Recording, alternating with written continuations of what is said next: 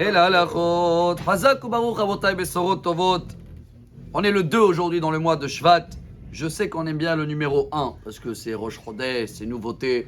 Mais je crois qu'il y a un très beau message qu'on peut tirer justement aujourd'hui dans un numéro 2, dans une journée, peut-être pour certains de nous, normal, quotidien, routine, je ne sais pas chacun selon son pays comment il appelle ça, métro, boulot, dodo, etc. Mais vous savez qu'aujourd'hui c'est la d'un très grand rabbin chassidique, il s'appelle Rabbi Zusha de Aniapoli.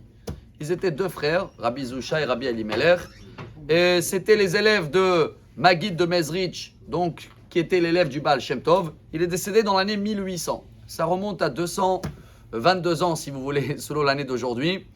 Et il y a une très belle histoire avec lui, mais avant l'histoire, on va essayer de comprendre d'abord ce beau message dans la paracha de cette semaine, qu'elle parle d'une mitzvah très spéciale. Kadesh li kol bechor, Peter kol rechem. On le lit même tous les matins avec les tefilines, que Dieu, il nous demande que le premier-né, ce sera dans les enfants, que ce sera dans les fruits, le prémiste, ce sera dans le... Il y a un mouton qui est né, le premier, toujours le premier, il faut le donner à Dieu.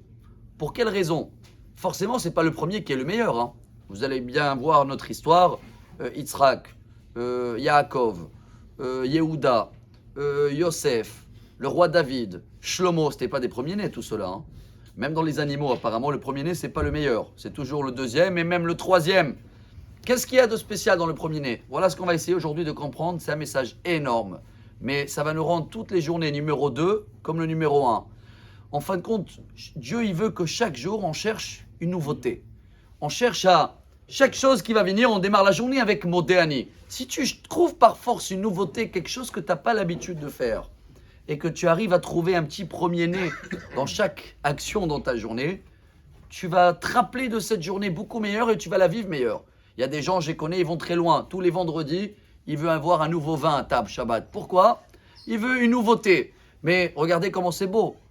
Il y en a des gens comme Rabbi Zusha, qu'il arrive, même dans des situations très spéciales, où il n'y a pas de... Je ne peux rien retrouver comment retourner la situation, il arrive à trouver une nouveauté et même danser.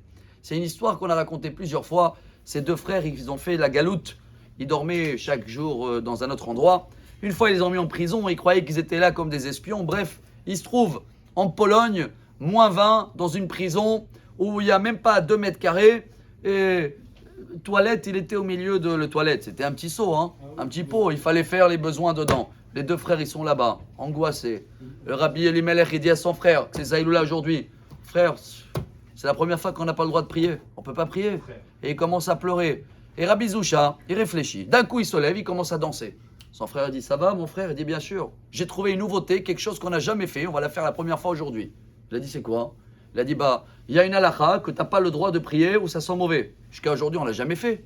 On n'a pas eu l'occasion de se retrouver dans un endroit mauvais. Donc là, aujourd'hui, je vais faire quelque chose que j'ai jamais fait. C'est une nouvelle halakha. On danse. Bref, la suite, vous la connaissez. Tellement ils ont dansé. Le gardien, il rentre, il voit qu'ils dansent autour du pot. Ils ont dit, ils s'en foutent, les juifs. Il a enlevé le pot. Bon, voilà la suite, ils ont pu prier normal. Mais voilà un grand message. Trouvez un premier-né, une nouveauté dans chaque journée. Comment? Fais-le, débrouille-toi. Mais si tu arrives à le faire, tu vas voir comment chaque journée, même si c'est numéro 2, tu vas la rendre numéro 1. Bonne journée. Amar Rabbi Elazar.